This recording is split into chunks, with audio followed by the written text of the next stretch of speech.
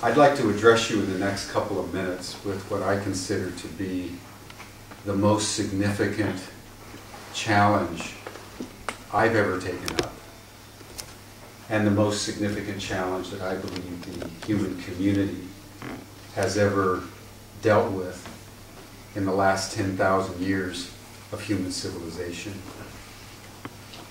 I believe as we look around the world today, we're confronted by two crises that I would like to explore. One, briefly, the financial collapse that's besetting us. And then more fundamentally, the growing crisis of climate change. I believe that the two are connected. And I believe equally that to solve the one means that we're going to solve the other. And unless and until we understand that, we're going to deepen in our current predicament. When Lehman Brothers collapsed last October, over a weekend, within the next 2 months, the United States lost over 1 million jobs. And very quickly, the entire global economy was subsumed into probably the most systemic and dramatic collapse of our financial systems of any time since the Great Depression in the 1920s and 1930s. What is fundamental for us to understand about this is that unlike the Great Depression, where we experienced a collapse in the system, what is occurring right now is a collapse of the system. And it is our lack of appreciation of this that constitutes the major part of our current predicament. The financial crisis within which we find ourselves will not and cannot be solved by throwing even trillions of dollars, as we are currently doing, at our banks. It is only going to exacerbate the problem by depriving our collective polity, which has limited amounts of taxpayers' money, even the United States of America, from eventually doing what ultimately we're going to have to do to dig ourselves out of the hole in which we find ourselves.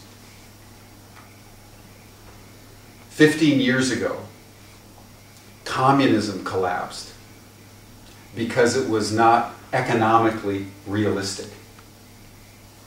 It so egregiously violated the most simple norms of human interactivity, and so systemically violated the most commonsensical norms of economic practice that it quite literally imploded on itself.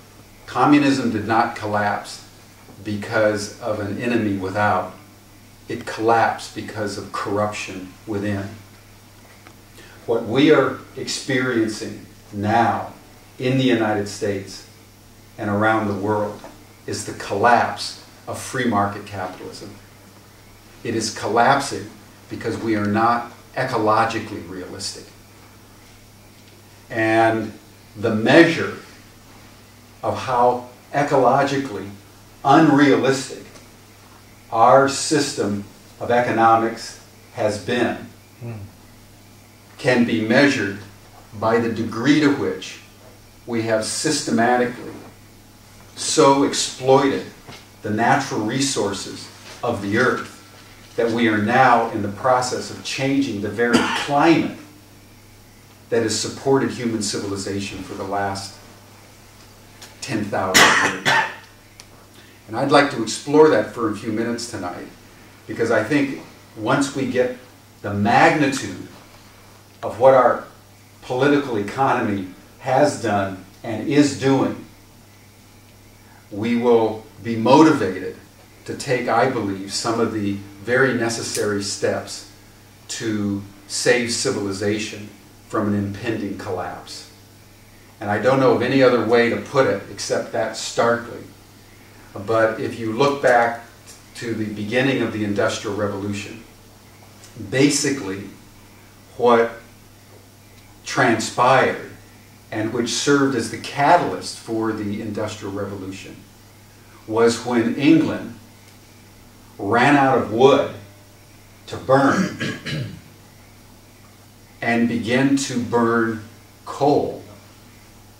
And then very shortly in the United States began to burn oil.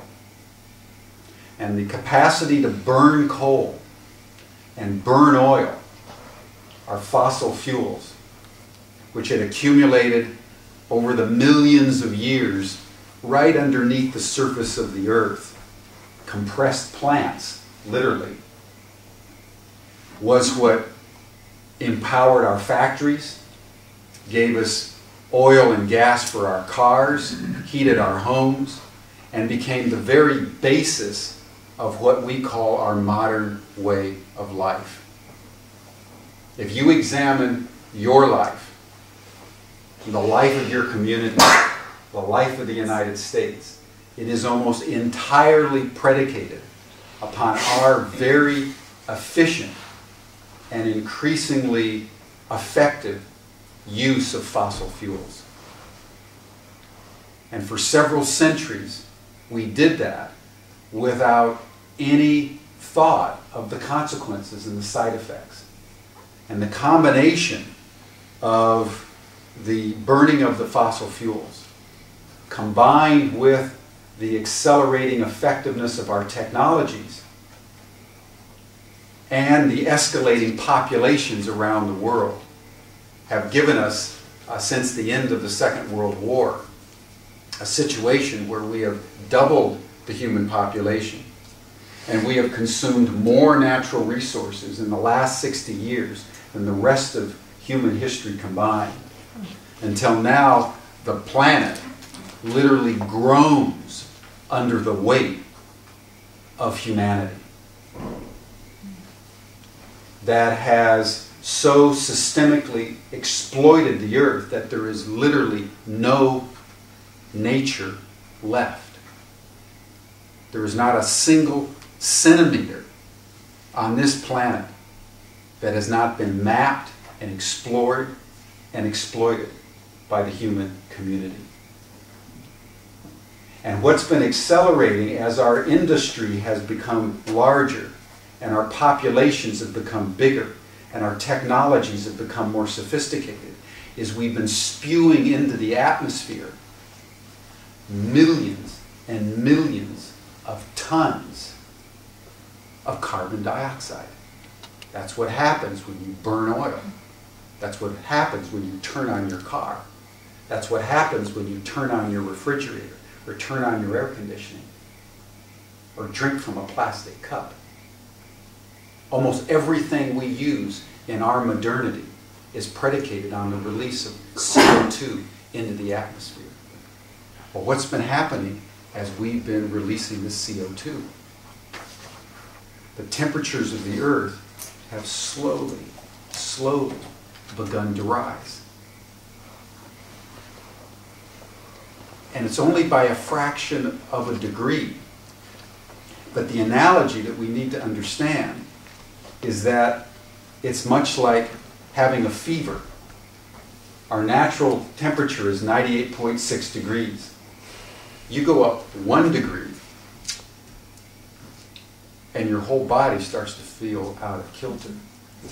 You go up 2 to 3 degrees, and you're thinking about going to the hospital.